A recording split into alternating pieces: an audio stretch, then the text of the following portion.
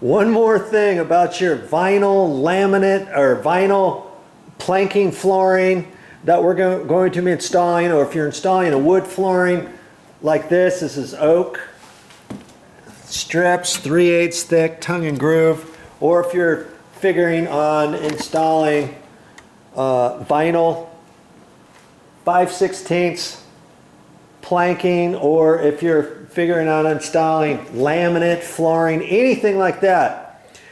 Let's say I've just been talking about how to install the quarter round trim over the top of your baseboard. Now this is if you have existing baseboards, okay? But it's also, most people, like if there was no baseboard in here at all, if this was a brand new place with no baseboard, nothing, okay? The flooring would go in first. Then the baseboard goes in over the top of the flooring.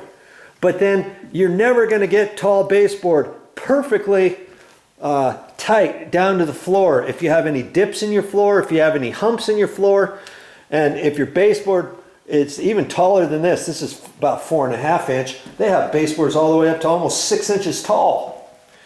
Now, if you put that over any sort of hardwood, any sort of hard flooring surface, linoleum even, tile floors, travertine, anything, okay? And you decide, I'm going to put the baseboard on top of that. And let's say you don't like the looks of the quarter round trim that's installed over the baseboard. Let's just imagine there being baseboard on the side of this cabinet or on the toe kick, okay? And then you put this trim. This is called quarter round. It's half of a round circle. That's why they call it quarter round, see? See how it looks right there? If you don't like that look, and this is baseboard, okay? You have that quarter round at the bottom of that. Most houses, even brand new houses nowadays, they do that. They do it everywhere. But if you don't like that look, what could you do? Well, I guess you, if you were really good at caulking, or your painter, or whoever's installing the baseboards, okay? Let's say they're painting the baseboards white.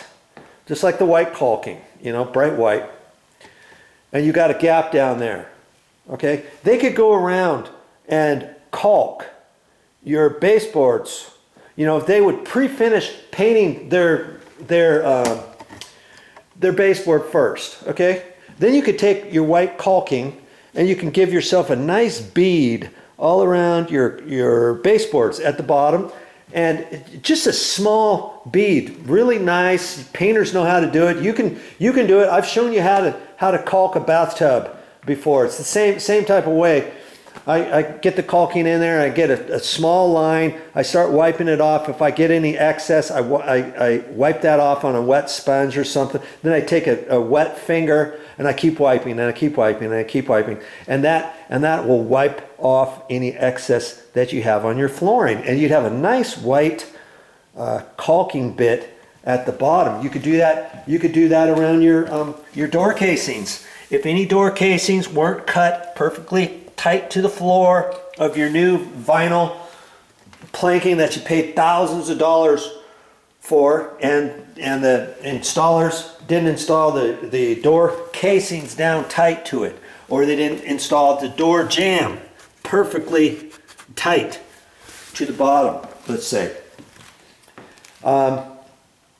you can caulk that too. Now mind you, lots of times the doors and the casings will be installed first, and then whoever installs your flooring, if it's 5/16, if it's 3/8, if it's 3/4 inch, they have a special electric saw that cuts sideways, and they set it and they cut off the bottom of your trim and your door casings, and then they slip their vinyl flooring in and around that, or your planking or whatever, and usually they do a really good job. But if you have gaps, you can caulk that if you don't like the looks of the quarter round.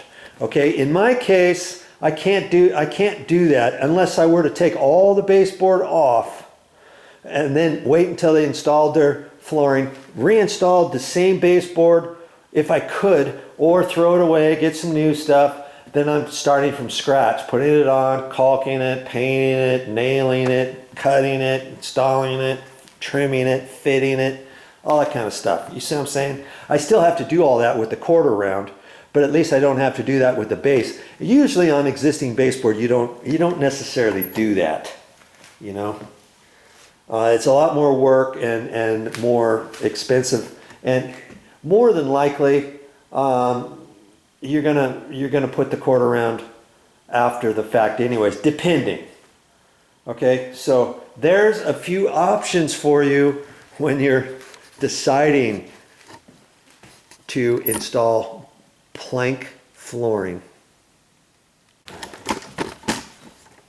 Well, that's all I got for this time. But I'll be back with more videos.